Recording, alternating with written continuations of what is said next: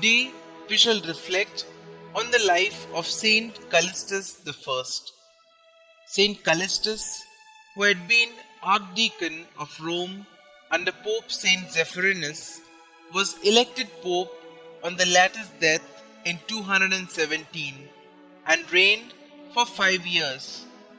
He was a staunch supporter of Orthodox Catholic beliefs and held the middle ground between those who advocated extreme laxity and the advocates of rigor in discipline.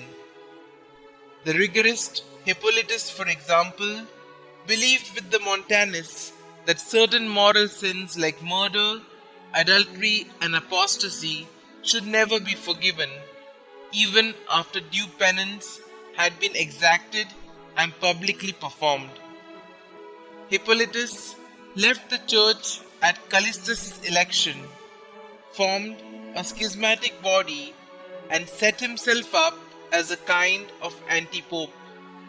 At that time, Callistus, firmly maintaining that the church had the power to absolve from all sins and thus ought to adopt a conciliatory attitude towards those who had fallen away from the faith in the time of persecution, issued his famous decree which defined the church's views and accordingly readmitted into the church some who had been expelled from the schismatic congregation of Hippolytus, provided that they had publicly repented and carried out severe penances that were prescribed.